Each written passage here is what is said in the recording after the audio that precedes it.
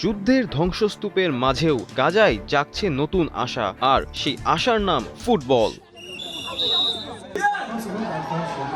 বিশ্ব ফুটবলের সর্বোচ্চ সংস্থা ফিফা ঘোষণা দিয়েছে গাজায় নির্মাণ করা হবে $50 মিলিয়ন ব্যয়ে একটি আধুনিক স্টেডিয়াম। এই ঘোষণা দেন ফিফা সভাপতি জিয়ানি ইনফান্তিনো।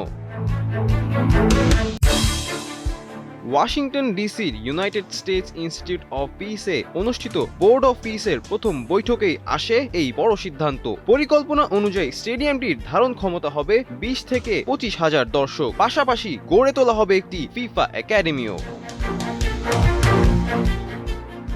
শুধু একটি স্টেডিয়ামই নয়, প্রকল্পের আওতায় নির্মাণ করা হবে 50টি ছোট ফুটবল মাঠ এবং 5টি পূর্ণাঙ্গ মাঠ। টানা তৃতীয়বার অর্জন করেছে দেশের সেরা সুপার ব্র্যান্ড স্বীকৃতি বসুন্ধরা টিস্যু।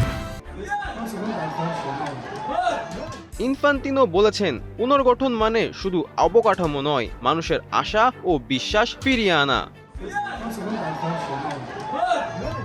বৈঠকে যুক্তরাষ্ট্রের প্রেসিডেন্ট ডোনাল্ড ট্রাম্প গাজা পুনর্গঠনে $10 বিলিয়ন সহায়তার ঘোষণা দেন।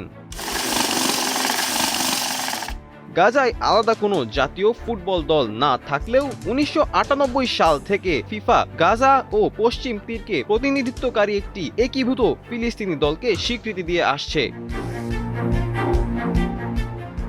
ফুটবল শুধু খেলা নয়, এটি একটি শক্তি, একটি বার্তা। গাজার মাটিতে সেই বার্তাই পৌঁছে দিতে চায় ফিফা। তবে এই পদক্ষেপটা আরো আগে আসা উচিত ছিল নয় কি?